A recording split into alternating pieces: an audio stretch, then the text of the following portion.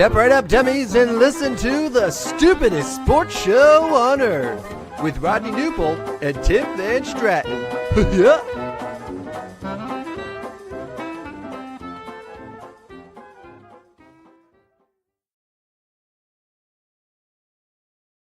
Well, hello, dummies, and welcome to episode number 104 of the stupidest sports show on earth. My name, as you all know, is Tim, the AAR pitcher, Van Stratton. I'm joined by Rodney Newpel. Rodney, what's up, man? How are you? That one made me chuckle. AAR pitcher. All right. That's a good one. I'm pretty sure that's how it's pronounced. So it's AARP, but it would be AARP itcher. So I think it's AAR pitcher. AAR pitcher. All right. I'm good, man. I'm good. Yeah. Happy Friday. Not the last Friday in October, but getting closer. And man, November's going to be here. And I want to mention before the start of the show, today is a very rare sports equinox day. It's Equinox Day. It is. That's right. It is. Tomorrow would also be one as well. But we've got Major League Baseball. We've got the NBA. We've got NHL. Well, no, we don't have NFL tonight. No. Okay. Yeah, you're right. So college football will have to suffice because there is college football. And then tomorrow you even get the MLS and you get UFC. So what is Equinox plus 2? I think Monday would be an Equinox because Monday we'll have Game 3 of the World Series. We'll have Monday Night Football, Commanders Chiefs. NBA should be we got a full NBA slate on Monday, and then NHL is 2 games. So yes, Monday is the official pro sports equinox. Yeah. Well, this can be the equinox weekend because there's pretty much everything going on. College football tonight, big day tomorrow, and so a lot going on. But this is the busiest time of year, and we've got lots to talk about today. So let's get right into it. Yes, we do. Well, First of all, as you're chiming in, thanks to everyone who's joining us for the next hour or so. Reminder, you can give us a follow at Stupid Sports Show while you're watching there, because you're pretty much already there. Rodney, let's start with the NBA, man. And I think that you have said it best in the headline. It's been good. It's been real good. We've had 3 nights of NBA action. Well, I know Tuesday. So the last time we were on the air was Tuesday night, where neither you or me could focus on the show because we were too busy watching that amazing Thunder Rockets game that went to double overtime that OKC ended up winning. The 12-game slate on Wednesday had a lot of really good games, a lot of really high-scoring games, just really competitive. And then last night, another doubleheader, another Thunder double overtime. I think we just have to resign ourselves to the fact that every Thunder Pacers game is going to be legendary, whether it's in the finals or the regular season. And no Halliburton, like it's crazy. Like the Pacers didn't have Halliburton, they didn't have McConnell. Nembhard got hurt early, only played 17 minutes, and yet they went double OT with the Thunder, and then Nuggets Warriors at the end, which was 137-131. Didn't even need overtime. Pacers just play their ass off though, and really so does Oklahoma City. And it's a basketball. If you like the game of basketball, it's a basketball delight because they play their ass off. They play hard. They play pretty well. They're well coached. But you got to get. I mean, it's 2 games in. You got to be a little concerned that Oklahoma City's played a lot of basketball here early, right? Like this is the defending champs. They were already had the shortened off season. Now they've played, basically an extra game in 2, but they can worry about that later. They are 2-0. SGA came up with a big night last night. But yeah, we've seen some really good games. I'd say probably the biggest disappointment was Cooper Flagg's opening night was not great. He'll be better. I watched a lot of the Hornets game on Wednesday, and they were fun to watch. Scored almost 140 points. Brooklyn's bad. Brooklyn's bad. I know Charlotte's bad too, but yeah, Brooklyn's bad. But yeah, man, like the Hornets, if a healthy Hornets team, and I love that you wanted to start with Charlotte Hornets talk. I love it. A healthy Hornets team with LaMelo, with Brandon Miller, with Miles Bridges, with Con Canoopel, rookie, cousin Con, as we call him in the group chat. Like they're going to. They're not a playoff team, but they're going to be frisky. Like that's going to be a team that can run it out and is gonna really want to push the pace. And it's they can shoot the three. Like they do have 3-point shooters. Like obviously LaMelo's going to take a ton. Canoople's going to get a few. I think Brandon Miller attempted 9 3. So like they are going to shoot, but like I just think of them pushing the pace, alley oops, very athletic team. So I'm excited to watch them for sure. Yeah, and then the Atlanta Hawks were really poor. See if they can bounce back and play well. Your Lakers were okay, but there's something missing there, and he's pretty good that they're missing. Yeah, like that's the thing. So I have to tell myself, like, okay, no LeBron, that clearly matters, and it's insane how much a 40-year-old LeBron James still matters to a team that has championship aspirations. But yeah, I'm not entirely sold on the way that the roster is presently built, and LeBron's going to come back, and they'll be better. But it's really hard for me to envision a world where they are, they're not going to be better than OKC. They're not going to be better than Denver. They're not going to be better than Minnesota. They're not going to be better than Houston. So that's 4 right there. But then you get into Golden State, and you get into the Clippers. But the Clippers were horrible. The Clippers were the biggest gutless choking dog of any team on Wednesday. That's true. Yeah, that's true. I mean, they were losing by 34 points to Utah. Halfway through the third quarter. It was embarrassing. Yeah. A team that was fully healthy with Kawhi and Hart. Embarrassing. But like basically all that to say, like Lakers, if everything breaks their way, they're a 5 or 6 seed at best. Yeah. So, I'm not super high, but yeah, go ahead. Another 12-game slate tonight, so all sorts of action tonight. We should be able to start seeing how these teams continue to build after one game. I mean, it's easy to do overreactions after one game. We'll see what happens second game. There's a couple teams that are playing back-to-back, including the Warriors are getting a back-to-back tonight. I think do the Thunder play again tonight? Maybe not, but I know the Warriors get their first back-to-back. So that's when things will start getting interesting. Back-to-backs, who's sitting, who's playing. But 12 games tonight. So that Warriors game yesterday. So I was wrong. They did go to overtime. So yeah, they have an overtime game against Jokic and the Nuggets, and then their first game is at Portland against a certain team that kind of lost their head coach yesterday in a federal gambling, which I don't even know if we have that on the show. I mean, that like everyone knows about it. That's a wild thing. And like as I'm listening to the press conference, all I'm hearing is just. This sounds like it came from The Sopranos. Like this is like Italian mafia stuff. It's crazy. Yeah, we don't necessarily have the time or the energy or even the knowledge necessarily to dive into this one too much. I mean, my taking is Terry Rozier not only screwed up, but did it in a really, really, really, really stupid way. Yeah. Really stupid, right? Like he had the cash delivered to his house. Like not a good idea. And Chauncey Billups, as far as I can tell, didn't necessarily do anything basketball related here, right? No, his situation wasn't basketball related. His was what had to do with like the poker games that were rigged. With being involved with the ring, right? Yes. So Mhm. I look at it a little bit different. Obviously, they're both guilty. They're until proven whatever, but they're both arrested. They're both part of a huge scandal. But like when you're looking at affecting the basketball side, like I don't necessarily paint Chauncey in the black eye that I think a lot will, because these stories came together at the same time. If you didn't pay attention, you're like, oh, both those guys have been rigging basketball games. Yeah. Terry Rozier, yes. Terry Rozier, yes.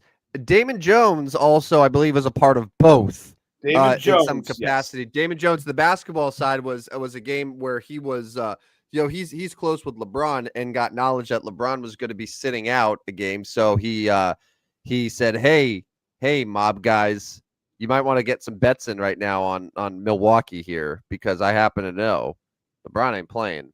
He's not on the injury report." And then that was that. Yeah. Anyways, all right, we can move on from that. But we went 11 minutes without discussing this. It was real good for you too. Wednesday night, a takedown, your first ever takedown of a daily fantasy slate. Now, you're always messing with Skeeter and I that we've won a few or a couple or whatever it has been. Michael in our group's done okay. You felt left out, so you got yours taken care of. Congrats. Big win for you Wednesday night. Thank you. Yeah, I finally belong in the chat with all of you Sharks. Just you've all had big wins. I finally got my first one. Yeah, a wild night where Victor Wembanyama played a huge role in that. Davion Mitchell played a huge role. Yeah. I had VJ Edgecombe, the highest scoring NBA debut since Wilt Chamberlain, which is insane. Again, since Wilt Chamberlain. Yeah. That's insane. OG Anunoby was really good as well. So it was one of those things where just it was the perfect storm. Everything just aligned. You got guys that had career nights, and it all worked out. So I'm very happy with that. And it was a good way to start the year for sure. Yes. And it reminds us of like why we have been doing NBA DFS for as long as we have. Yeah. It's like this is going to be the year that we're going to do it. It finally happened. So we just talked about it that day. So we're going to win. This is the year we're going to really take stuff down. And you got a good start there. But I may ask you, I always, Skeeter and I have kind of always joked, like if we take one down, there's probably a player that we owe the most to, and we joke about getting his jersey. I'm not putting you on the spot that you have to get a jersey, but if you were to get a jersey to commemorate this takedown, would it be Edgecombe? Maybe, because that is historic what he did. Yeah, Edgecombe. So it's funny enough because there's so many candidates, and Edgecombe is probably not one of the top two. I think it would be Wemby putting up a 70 burger at whatever 15% ownership. And then probably Davion Mitchell. Like Davion Mitchell had 50 fantasy points at sub 3% ownership. Yeah. Miami Heat, like he was amazing. So he'd be number two. But I would probably have to say Wemby. I would that's a good say Wemby there. Like that's a good choice. I mean, he potentially. I don't know, man. I think he could go down as when he's done the greatest basketball player that's ever lived. I think so too. Like I'm watching him. He's going up against a Mavericks team that has Anthony Davis, who's a multi-time defensive player of the year. That's supposed to be a playoff team, and there is absolutely no way to stop Victor Wembanyama. No, like the way that he gets to the rim, he barely has to jump off the ground in order to dunk. He's like catching these reverse slams in the air. He can shoot, like he has like a crossover step back three. No one can block his shots. He is absolutely insane. And everyone sort of had the same reaction watching on Wednesday night, where I saw everyone's like, well, I hope you enjoyed seeing other people win. Like if you didn't get your championship yet, you're not going to, because we're about to enter the Wemby era. And I genuinely feel like if not this year, then next year, like it's going to be Wemby's league, and we're just going to have to accept it. Yeah, what I'm always so amazed by is like literally he could just stand by the rim and put the ball in the basket. Yeah, like he doesn't have to jump, and No. I feel like when he does, he's like, oh, he's too high. He's too Yeah. high. Like he's not going to be able to do it. It's insane. It's It is. absolutely insane the way that he can just like attack the rim and just how he finishes. But like there's athleticism too. It's not like Yeah. he's just tall. He's doing reverse slams. He's going, underneath the net, and like he can throw it down a variety of ways, and he's incredible. There's no stopping him at all. Yeah. Well, the Wemby jersey will be on order. No, I'm just kidding. But that's a fun story. So congrats to that. Yeah. Hopefully another 12-game slate you can take down tonight. I mean, the only downside, there's no real downside, but the only downside is now it's like, okay, yeah, I've won one. Yeah. I know that I have the ability now to like put together good lineups, and so I cashed each of the other 2 nights as well. Like obviously not winning, but I've cashed. So I'm 3 for 3 in terms of just like cashing lineups. I'm onto something. We've talked about all the time how the first couple weeks of the NBA season are like the time to really sort of make money, but it's like I've done it once. Can I do it again? Can I prove that it wasn't a fluke? And now it's like now I'm chasing after that. And yeah, I mean you'll be putting lineups in every day for sure. Yeah. Oh my goodness. Yeah, absolutely. Yeah. So. All right, let's move on. There was football last night, kind of went under the radar a little bit. Wasn't a great game, but it was nice for the Los Angeles Chargers, who came away with a big win. And my next question after I talk Chargers real quick, Chargers won 37-10. Yeah. 37-10. I mean, that's not even competitive. We've talked about how these primetime games have been competitive. Last night was not. Justin Herbert looked good, 3 touchdown passes. They're now 5-3 on the season. But my question will move to Minnesota. Are the Vikings actually any good at all? No, they're not. No, they're not. No way. I don't think they are. So let's go through the Vikings season, okay? So week 1, generational fumble by the Bears. Yes. And collapse in the 4th quarter that allowed the Vikings. I mean, for the first 3 quarters, the Vikings looked like the worst team in football. Yes. And then came back. Okay. Week 2, at home, they get destroyed by the Falcons. 22-6, non-competitive. Week 3, they destroy the Bengals, who had Jake Browning. This was the first Jake Browning start, right? It was, yes. Yes. First Jake Browning start. Bengals were non-competitive. Vikings win. Okay. Week 4 against the Steelers.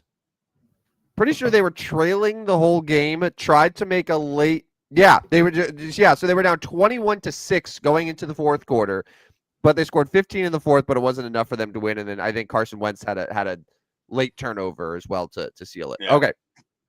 The next week, they are once again in London, so they don't have to travel. They're already in overseas. They barely beat the Cleveland Browns. In fact, they had to come back against the Browns by scoring a touchdown with 25 seconds to go against the Browns. Then they lose to the Eagles, and then they get destroyed by the Vikings or by the Chargers. Excuse me. That's not impressive at all. No, I feel like they have been the most up and down, but their ups have only been like a couple quarters. Right? Yes, like they've been miserable a lot more than they've been terrific. So yes, fourth quarter against the Steelers, 4th quarter against the Bears. Like that's it. They have not aside from that Bengals game, they have not strung together multiple quarters in a row of them playing good football. And in the NFC North, that's not going to work. Detroit, Green Bay, Chicago have all been fairly consistent over the last 4 or 5 weeks. So, trouble for Minnesota. I don't know, man. They have a quarterback issue because obviously Carson Wentz is not getting it done as a serviceable backup, and I'm not so sure J.J. McCarthy's even ready, right? So we'll see. But that was an interesting score, 37-10. Let's look at the rest of the NFL slate. For week 8, get that clicked on here. Oh yeah, we got it on the bottom now. It's scrolling. All right, we're fancy. I like it. That's very fancy, Rodney. I love it. Rest of the NFL week 8 slate. I was looking at betting lines for best bets for betting, and I think I'm just fatigued because like I see nothing that pops out to me that's like, wow, that looks like a good line. But let's run down the games. Jets, Bengals, Bills, Panthers, Niners, Texans, Giants, Eagles, Browns, Patriots, Bears, Ravens, Dolphins, Falcons. Those are your noon games. Bears, Ravens, interesting at all? If Lamar plays, yes. If Lamar plays, which he's practicing, yes? Yeah. Yeah. And I'm going to assume that Lamar is supposed to play because the Ravens are a 6.5 point favorite. Yeah. They're not going to be a 6.5 point favorite without Lamar. Right. The rest of the slate though for noon is pretty gross. Yeah, I mean it's a rematch, Giants Eagles. I think there's going to be eyes on that one because the Giants beat them the first time. Eagles probably ticked off. So let me ask this real quick. We've been saying all year. Well, I have been. You haven't necessarily been on this one, but like Derrick Henry is going to have at least a bounce back game, right? Right? In theory, I've been saying the same thing about Saquon too, but that hasn't happened yet. That was going to be my next question. Saquon Barkley is at least going to have a bounce back game. So, here I am, week 8, putting lineups together. I'm like, oh, Saquon's at home. Oh, Derrick Henry's at home. Pretty good spots. They're due. But week after week, outside of week 1, they take my money away, and it's Jonathan Taylor that should be played instead of those two guys. But I don't know. I'm still on board in week 8. Saquon, good spot. Derrick Henry, good spot. Talk me down here. Talk me down because I like both of them a lot. We'll see. Yeah, well, I'm trying to think about. So Derrick Henry has had good games with Lamar. Yeah. Because with Lamar in there, what Baltimore is able to do is they're able to get to basically force the defense. Hey, are you going to worry about him running? You're going to worry about Lamar running. It's it's got to think about one of us. But when Lamar's not in there, it's you don't have that option. Now they will, and that's going to help Derrick Henry in theory. And plus, and honestly, between the two, I think Derrick Henry's probably in a better spot. But and also I don't know if they're going to go full guns blazing with Lamar passing a ton either, just depending on his injury and his health and stuff. So I'm good with it, but also I've been burned so many times by the veteran running backs this year, where at the end of the day, it's just, you're right. Hey, Jonathan Taylor, put him in. Yeah. Hey, Christian McCaffrey, put him in. And McCaffrey's going to be in that noon window against Houston. In theory, that's a good matchup as well. Who are some other big running backs that are playing at that time? I mean, JT's got a prime matchup as well. He hosts the Tennessee Titans, who he has torched in the past before. I saw. JT's already. He's almost up to Edgerrin James in the number of career rushing touchdowns as a Colt. Wow. Yeah, it's he's 3 behind him, so he's going to pass him here very soon. You got this guy by the name of Bijan Robinson. Oh yeah, he gets the Dolphins this week. Yeah, and while not in that tier of running back, I look at Chase Brown against the Jets. I'm like, that's a good spot too. So that's the thing though. So with Derrick Henry, I like the matchup. It's a risk. I don't think that there'll be a ton of people on him because, we're saying, they've been burned too often, and there's just so many other running backs to choose from. So that's something that you have to decide. Do you want to take that gamble? Because it could pay off extraordinarily well for you. Oh yeah, one more. A guy that's averaging 20 carries and over 100 yards in his last 3 weeks is now facing a defense that can't stop the run, and he's at home. Oh, it's Rico Dowdle against the Bills. And at week 1 or before the season, you'd be like, week 8, Panthers, Bills, that's not even going to be competitive. But now all of a sudden, Carolina at home with Rico Dowdle, who's been terrific. Mm-hmm. Okay. Do you have Rico Dowdle's numbers there? Because I know that Chuba Hubbard is back, or he came back last week. So I don't know what Dowdle's numbers were with Hubbard back. Rico went for 206 against Miami and 23 carries. He went for 183 against Dallas on 30 carries. And then last week he still had 17 carries. He had 79 yards on the ground with a reception and 17 yards via the pass. Now, so it's not, so they're not giving him 30 carries again. They're not giving him 30 carries. Now, Chuba did play last week. He had 14 carries, 31 yards. So he got 40-ish% of the carries. So, yeah, Rico's not getting them, but he's playing a Buffalo off defense that has not been able to stop the run at all. Yeah. They are giving up 156.3 yards per game on the ground. That is 31st in the NFL. That's not good. That's not good. So no. a lot of running backs this week. If I could play 5 running backs, I would. Dan says Carolina having the same record as the Chiefs at this point of the season is crazy, but I'm here for it. Hashtag keep pounding. Keep pounding. All right. More NFL. So the later games, Bucks, Saints, Cowboys, Broncos, Titans, Colts. And then the Sunday night game is Packers, Steelers. It's the Aaron Rodgers revenge game. Although it's in Pittsburgh, it'd be better if it was in Green Bay. And then Monday night is Washington at Kansas City with no Jaden Daniels. Kansas City's 11.5-point favorite. So that is – I just look at the slate, and I'm not in love with the games. I'm just not in love with these games. Yeah, it's not the best weekend of football, but also any weekend of football is still good. If you had to pick like which game you're most looking forward to of all of them, honestly, I'm probably saying Bears-Ravens. Bears are intriguing with 4 straight wins. Now, that's maybe geographic area answer there. We hear more about the Bears around here. I am interested in the Giants-Eagles. I want to see if the Eagles can, get some revenge in that one. I know you're frustrated with your New York Football Giants. Last week was a killer. So, like, the luster is lost a little bit there. You're still a fan, so you'll like it. And then the 3:00 games, probably Dallas, Denver, because like we've seen Dallas can score if they could put up points. Like, is Bo Nix going to go crazy again?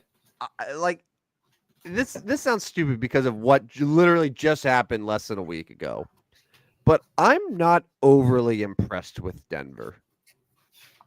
No, and they needed Bo Nix to throw it 50 times last week.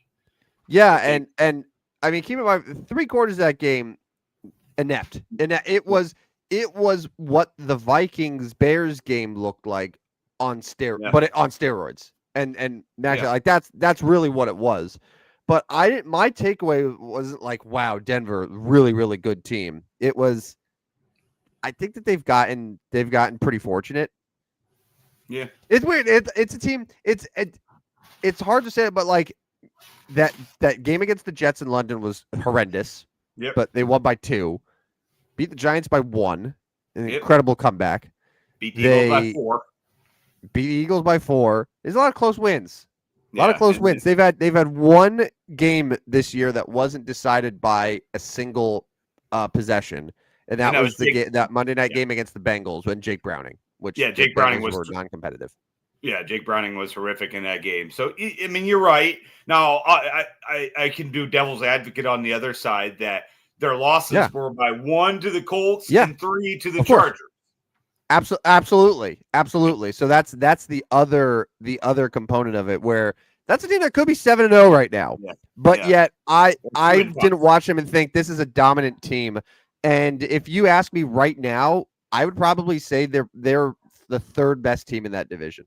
Yeah, I would take the Chargers over them straight up, and I would take the Chiefs against them straight up as well. It's the highest point total on the board. Dallas, Denver, 50.5 in that one. I just think you could see some offense. You could definitely see some offense. Dallas defense we know is not very good. The biggest spread of the weekend is Tennessee at Indianapolis. The Colts are 14.5-point favorites at home in that one. That's a big discrepancy. But a lot of these games I see this week have like 7.5. Like that's like no in the NFL. I'm not taking a 7.5-point spread. Just not doing it. Not doing it. That's a bad number. Bad number. All right, let's move to some college football games because I know we got to get to our best bets for betting. I also have another topic we need to get to. Tomorrow's college football games. Ole Miss is at Oklahoma, 2 top 10 teams. Illinois has actually got another big one. Like, this is one you need to go win. They have to go to Seattle and play Washington. Missouri at Vanderbilt. Let's see, Wisconsin at Oregon. Luke Fickell was not fired, by the way. But, like, they might leave him in the Pacific Northwest this time. Like, they might just say, here's Oregon, find your way out, and send them on the Oregon Trail. Texas A&M is at LSU. That should be a good one. I would say that's probably about it for the best games of the week. Any games stick out? UCLA at Indiana. Can UCLA stay hot? That is in my best bets. Spoiler alert. So I won't tell you yet where I stand on that game, but yeah, it intrigues me a little bit. Yeah. UCLA, red hot UCLA, facing number 2 Indiana. Did you ever think, Rodney, that you would see a day where the Indiana Hoosiers are the second best team in college football? No, but they're awfully good. They've would they give Cignetti 10 years now? He's going to be there a while. So a franchise coach or whatever, not franchise coach, but you know what I'm saying, and potentially the number 1 pick in the NFL draft next year, and Heisman. Yeah, no, I got it. Yeah, and Heisman. All right, we don't need to spend a lot of time in college. We can get back to those games. Tonight is the World Series, game 1 of the World Series. It's the Dodgers, it's the Blue Jays from Toronto. We've got to make our World Series picks. I think we're going to be in line here. I'm pretty sure we're going to be aligned here. I'm sorry, but I'm taking Dodgers in 5. Yeah, that's it's kind of where I'm at too. I don't want to jump on you, and maybe this is like an emotional hedge as well because I desperately don't want the Dodgers to win. But at the same time, it just seems like their pitching has been so good, and like they shut down Phillies lineup aside from one game. I mean, Milwaukee was they scored 1 run in every game. That's it, and Toronto just had a 7-game series that was super tough. It was emotional. It was a big moment. And then you just have the Dodgers that are just going to show up and be like, all right, take care of business. Yeah. That's kind of where I'm at. So I'm going to say Dodgers in 5 as well. And they go back to back, and then they can enjoy their World Series that they might or might not actually celebrate because they won the pennant and they were just like shaking hands like, yep, good job. Okay, so let's go this scenario. The Dodgers win the World Series and then sign who in December? No. Like of all of the potential free agents, I mean, Kyle Tucker is probably someone who would be up their alley too. And like legitimately, so their corner outfielders right now is what they have Teoscar, who has to play the outfield. Yeah. So they probably sign Kyle Tucker, put him in one of the corner outfield spots. Yeah. Because the Cubs are such a small market that the Dodgers take them away. Yeah. Or I also think if the Dodgers, if they don't want to go that big, I wouldn't be terribly surprised if they are interested in a Cody Bellinger reunion if the Yankees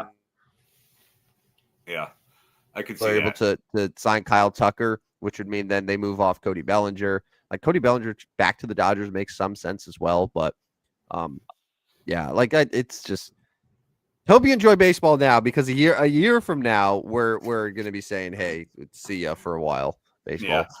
Yeah. My bizarro world is the Dodgers somehow find a way to get Tarek Skubal from the Tigers. Yeah, that too.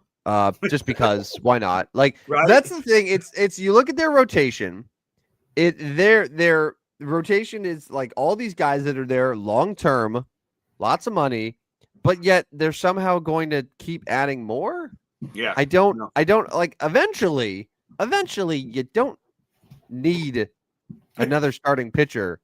Like you don't need Tarek Skubal's great, but if you already have Yamamoto and Snell and Glasnow and Ohtani, like and Sasaki, if you do put him back in the rotation next year, like you don't need Tarek Skubal on top of it. Well, And at some point, the Tigers have to say, no, we're not going to help you do that. We're not going to do this for you. Yep. So, and take Dodgers prospects that will of course be very, very mediocre when they're developed and brought up by another team. Yeah, the top farm system in the world, apparently, every year. What I hear. Yeah. Although Bernie Miklasz in St. Louis was saying the Cardinals farm system has started to be near the top, so I'm interested in seeing how that works. Yeah, well, like JJ Weatherholtz is a top 15 prospect in baseball. Yeah, so yeah, sure. that's is he gonna be a shortstop for them? Because obviously they have Mason Wynn plugged in there long term. So is Weatherholt gonna be a second baseman? I mean, I think you would probably play Weatherholt at second base. I mean, Nolan Gorman's not going to stay, so that's a pretty good middle infield. Then Dan says if the Tigers let Skubal walk, fold the franchise. Yeah, I mean, if you can't keep him, if you don't have an interest in keeping him, then who are you going to keep, right? Like, you're not keeping anybody, right? You can't keep anybody. So that's a good point there. All right, let's get to our best bets for betting. We can talk about these games for a little bit, and if we have extra time at the end, maybe come back to anything we breeze through. But it's our best bets for betting segment. We both pick 5 games. We alternate who we pick or who picks. And Tim is winning this year after I kind of smoked him last year. He's got to lead this year. He's on a streak. It is Tim. He is on fire. I am 18-22. That is not good. He is 22-18. That is good enough to be 4 games ahead of me. So it's time to get back on track. I'm going to start taking it serious now. Okay, I'm going to start taking this serious and make a little dent in your lead. I was going to say, I think you were just it was a little bit of pity losses. And I was shocked to see that you do have a college football game. This would be like your first college football win, and I know that you haven't been Substack and you've been winning in Substack, but for here, you have not won in about a month on any college football game. So, time to break that streak. No, I haven't. I'm going to start tonight. New York Knicks -5.5 over the Boston Celtics. I'm just not a believer in the Boston Celtics. I know they still have plenty of good players. I do. I just think they are going to find the loss of Tatum to be a lot for them.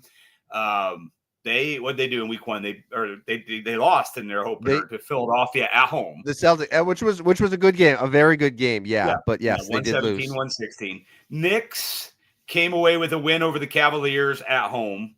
So obviously that's a nice win. A lot of people are saying the Cavs and Knicks are the best 2 teams in the East, which I don't know as if I can argue about. Now, OG is a game-time decision, and Karl Anthony Towns is a game-time decision. Yeah. Mitchell Robinson is out. Josh Hart is a game-time decision. Anunoby might have been upgraded to probable. I'm seeing likely to play now for Friday, unless that's that'll help. Although I think the Knicks still win this game and win it fairly easily. They, at the Garden, they still like this new coach after one game. They haven't quit on him yet. So I'm going to take the Knicks -5.5 tonight. Now, Rodney, I'm going to give you an opportunity here, and this is something that we don't normally do on Best Bets, but I'm seeing the line for this game at 3.5 points for the Knicks, not 5.5. I don't know if it dramatically changed since you put it in, or if you just mistyped it. But I'm going to give you the opportunity here, since I see it at 3.5, to have you take it at 3.5. What would you like to do? Yeah, I definitely mistyped.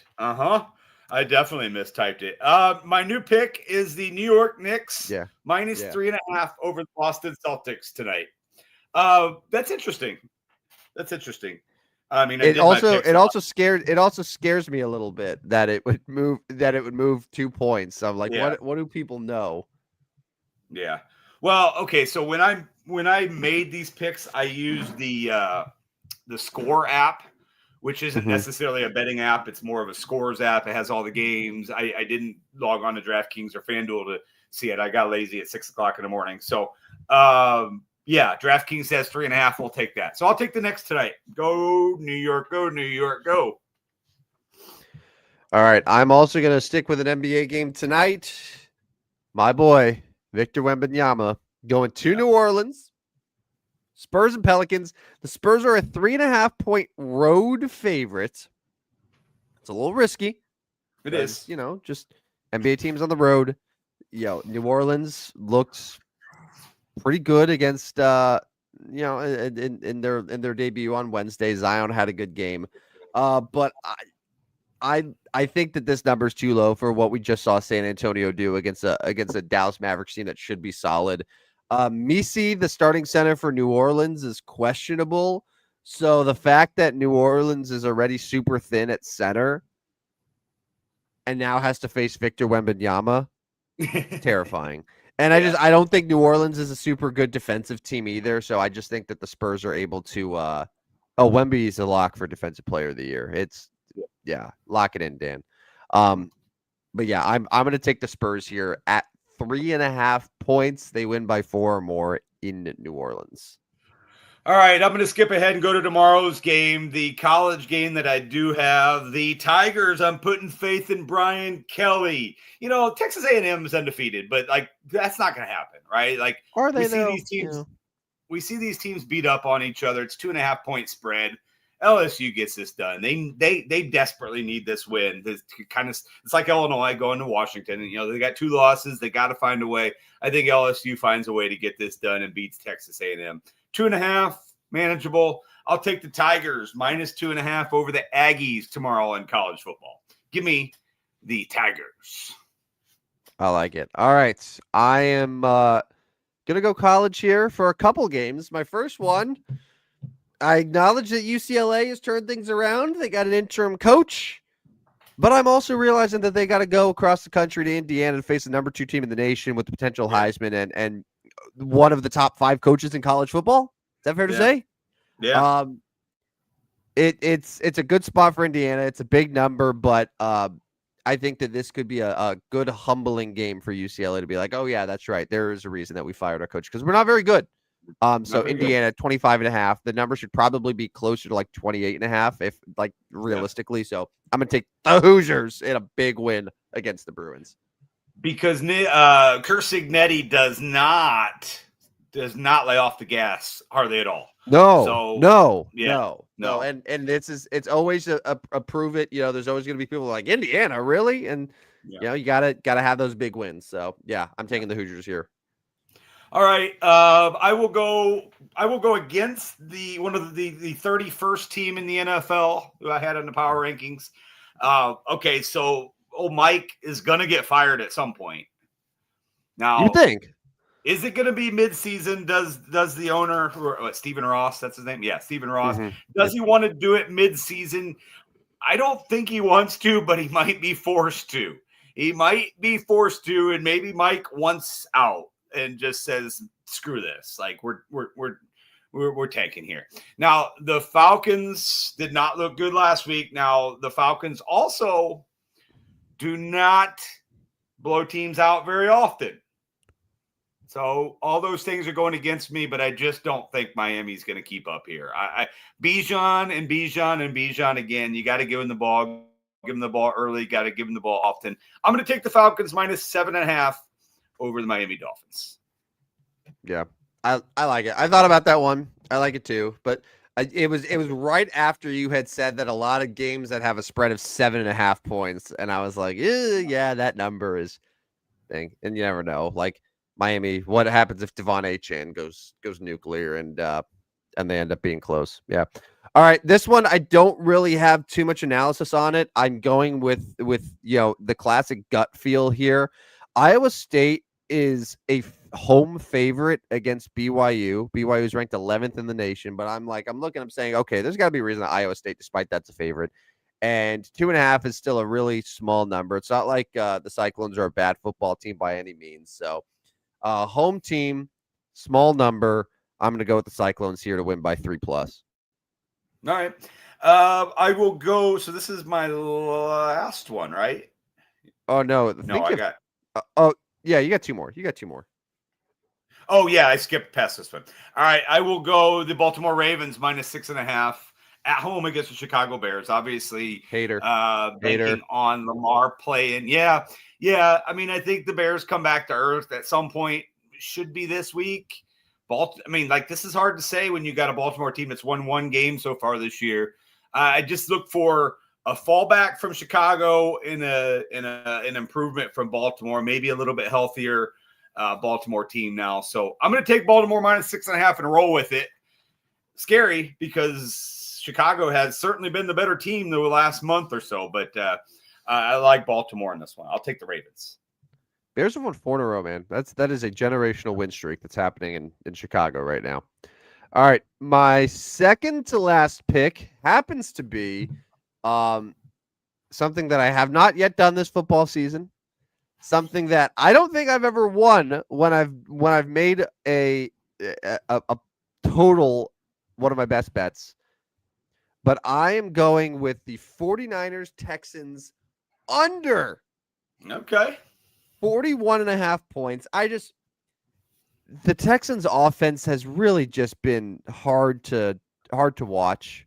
I think that this will be one of those games where you don't see super great offensive performances. Dan mentions Ravens defense like Leo's diapers, poopy. That's true. That's a good point. That's analysis. It is analysis. But yeah. I'm gonna take a risk here and say that 49ers Texans, which is already at a low number, ends up being it can be 21 to 13. And that's an under. And we don't see much. I don't think Houston's going to shoot out against San Francisco, and I don't think the 49ers offense, as it currently stands right now, is going to be able to put up a big spot on the road either. So I'm going to take the under. All right, my last one. Well, first of all, Dan's best bet is Minnesota Duluth Bulldogs over Minnesota is his best bet. Spoiler, that was my fifth one. So oops. Dan, I wanted to shout out real quick. I don't know if you remember the great Butch Cable that played for the Rivermen years and years ago. His son is now with the Peoria Rivermen, Lazarus, and he is actually my wife's nephew. So congratulations. Whoa. He's playing for the Peoria Rivermen. So I have a famous Riverman in the family now. But anyways, that's our hockey talk for the day. All right, Packers -2.5 over the Steelers is my final one. Just not buying into Pittsburgh. I think Green Bay can win this game on the road, and I think they can do it by a field goal or more. I'll take the Packers -2.5. Yeah, I keep waiting for the Steelers to just turn back into a pumpkin. I just have to accept myself, like no matter how boring they are, they're going to win 10 games. Yeah. They're going to make the playoffs and then lose immediately in the playoffs. Yeah. And then that's going to be that. All right, my final best bet for betting. This is another risky one here. I don't know if it's just the overconfidence of being on a little bit of a streak here, but it's a division game in New Orleans. Tampa Bay's really beat up. The Saints, as we've talked about a couple times, they're scrappy, and they're especially scrappy when they're at home as well.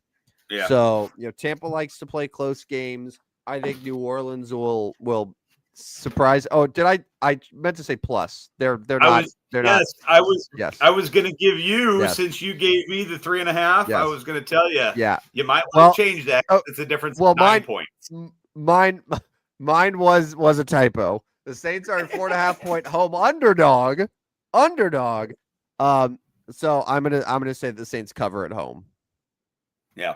All right. Good choice there. All right. Coming into week 8, I am 18-22. You are 22-18, 4 games ahead. So speaking of 4, might as well just move right to it. Mount Rushmore of 4. Today is the 104th show. I've got one right off the top of my head that I can throw out there, and I'll start it with Yadier Molina, Cardinals catcher, yes. number 4. So both my oldest, Jonah, he wears number 4 in most of his sports. He's 12 for football this year because he's a freshman and he didn't get 4. But he typically wears 4, especially if baseball. And then my youngest wears 4 in softball, and I think it has something to do with Yadi. But number 4. That's my first one, Yadier Molina. Who do you got? I'll give you Yadi or Molina. I think that's a good one, but there have been some very, very good Major League Baseball players to wear number 4. Um, the first one that came to my mind was Lou Gehrig. Yeah, pretty good. Yeah, Pretty the good. Iron Horse, Probably, I feel like should probably get a spot here on the Mount Rushmore. You also have Mel Ott, you have Luke Appling, you have Paul Molitor, you have yeah. Bobby Grich, you have Duke Snyder. So you have Lenny Dykstra, you have George Springer, the NLCS here or ALCS hero, who is number 4 as well. So, and by the way, those are all players that I just named that have a higher career WAR than Yadi or Molina, but that's besides the point. Yeah. Because And Yadi, what he lacks in career WAR, he makes up for in managing the pitching staff and game calling. yeah, So a bunch of NBA. So we'll go Yachty and Lou Gehrig for now, but Yachty may get removed because Lou Gehrig's the guy in this one, right? I mean, no, Lou Gehrig's pretty good, man. Yeah, I'd be willing to say he's the guy there. a bunch of NBA guys wore number 4 or are currently wearing number 4, including your boy Dalton Connect, right? Yeah, Connect 4. Yeah. Yeah. He's not going to go on the Mount Rushmore. No, and neither Spud Webb, but that was a fun one and a fun name. No. And Chris Webber, the all-time timeout guy that. Yep. Oh, how about you know what? I don't like that Chris Webber is known for being the timeout guy. Where Chris Webber was an amazing college player, had a great NBA career as well. I believe is also a Hall of Famer. Yeah. He is in the Basketball Hall of Fame. So I would like to make Chris Webber known for more than just timeout guy. But Sean Kemp, he was 4 and 40 though, right? Didn't he move to 40? Sean Kemp, yeah, I think so. I think he moved. Yeah, there were a couple. Chris Bosh wore number 4 with Toronto. He was a good one. Yeah, there were a couple others when I was looking earlier that I was trying to pull up here. But Evan Mobley currently wears it. It's only been a few years, but he currently wears number 4. Sidney Moncrief, former Milwaukee Buck. The good news is, while we're waiting, we can go ahead and just say Dan took care of hockey for us. Yeah, thank you, Dan. Thank you. So Lou Gehrig and Bobby Orr are in. Yeah. Anton Jameson, is he get in? No, but he was fun in college. Yeah. Michael Finley was a good player too. He's a Chicago boy, by the way. Yep. Adrian Dantley, Joe Dumars. I feel like the list of number 4s for NBA is a bunch of guys. Oh, how about this one from 1998 to 2002? Chauncey Billups, number 4. Good timing on that one. Good timing on that one. So I'm gonna kick Yachty off, and I'm gonna go Lou Gehrig, and I'm gonna go Bobby Orr, and you're gonna pick your NBA guy. So if we're picking one NBA guy, just one. I mean, yeah, because I think we're going to have an NFL that we need to throw on here. Yeah, there is an NFL. There's a very obvious NFL one. If we're taking one NBA, I'm gonna give it to, I'm gonna give it to Chris Webber. Chris Webber. Congratulations, C Webb. It was him or Michael Fisher. And also number 4 is Nick Collison, who I say is the worst professional athlete to ever have his number retired. Yeah. Yeah. All right. So the NFL, and you said there was an obvious one. Of course, that's Jared Stidham. Yes. Or Bailey Zappi. Nick Collison averaged 5.9 points a game for his career, and his number is in the rafters in Oklahoma City. Yeah, that's wild. It's disgusting, is what it is. That's disgusting. And you know what? And you know what the sick thing is, though? They're not going to retire Kevin Durant's number either. No, they're not. No. More NFL guys, current NFL guys wear number 4. James Cook from the Buffalo Bills, Rashee Rice from the Kansas City Chiefs. They all wear number 4. 2 quarterbacks. Dak Prescott. Yeah, Dak Prescott, Derek Carr, Deshaun Watson all wore 4. Mm-hmm. But the one you're talking about, that would be Brett Favre. Brett Favre, number 4. So this list would essentially be Lou Gehrig, Brett Favre, Chris Webber, and Bobby Orr. That's pretty good. Yeah. And I think we could definitely do like one athlete from each one. If we wanted to do like another baseball one, obviously you could do like Mellot or Paul Muller, but I like going one from each year, and like those are all Hall of Famers. Those are all legends. Like I'm good with it. Yeah, if we can get one in each sport, I think that's the premise of trying to do it. It just becomes very difficult in some of the sports to do that. Yeah. We should be able to all the way up to 40, I would think. These are fairly prime numbers that we should be able to find one in each sport. But thanks, Dan. We didn't even have to do the hockey research on that one. Bobby Orr, and he was good enough to just be the only hockey name we know that wore 4. Yeah. Thanks, yeah, Dan. I'm good with it. Good, good with it. Yeah, makes our job easy. And if he wasn't actually 4, well, okay, we don't really care. You said he was 4, so he's 4. Anyways, that should about do it, right? We need to be logging off here. You got some studying to do for NBA DFS. Takes you about 7 or 8 hours to get your lineups. It does 7 or 8 hours, and then I send you my lineups 3 minutes before lock.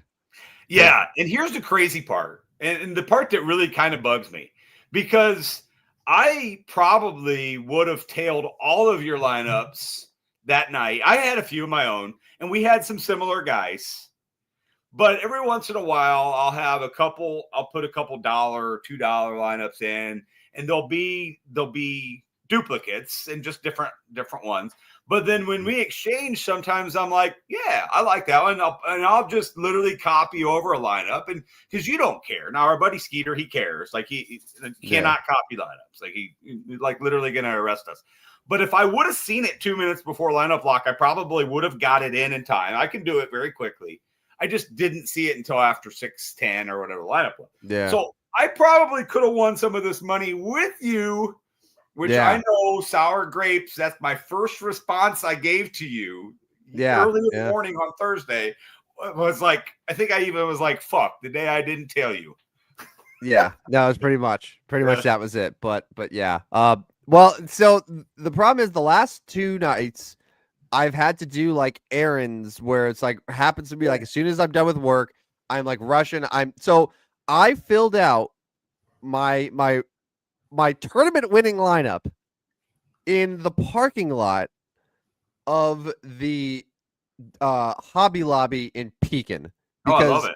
Amber was in there getting God knows what with money. And I'm just like scrambling, and I'm just like there, and I'm just like, I need to get these lineups in, but it's like, of course, like I had to go with whatever reason, but I was like, I need to get these lineups locked, so I'm just in there, and it's like 56, and I'm just in the car, my dog's in the back seat, and I'm in the parking lot, and just like making sure everything's all good, making sure my player exposure is all how I want it, and then I'm like, all right, it's in God's hands now.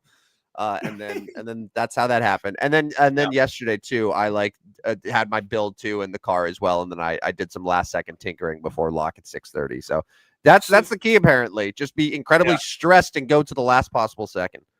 So I mean, you always have that like, hey, honey, I give me 5 minutes. I got to finish my lineups here. Like this is important. Do you want to make X amount of dollars today or not? Yeah. Now I can. Now I can be like, hey, I've won before. You got to let me do my thing here. This is now an important part of my lifestyle. So lineup lock is approaching. So anyways, well, let's get out of here for the day. Good luck to this weekend for all of the for everybody that's listening, and especially you, Tim. Take another one down. That would be fun. But if you are not following us on Twitter, it is not X. It is Twitter. There is no W at the end. Stupid Sports Show. Do so now or regret it later. Right now. Our Substack is continuing. We are right around 500 for the month still. So we're not going to have a huge October, but we are still up nearly 50 units on the year. So make sure you sign up on Substack for that. It's got plenty of picks. In fact, today's comes out around 11:30 or so. So you got a couple hours today to get that in. Plenty of action today. All the equinox and sports going on. So that, and then tell us where they can find us.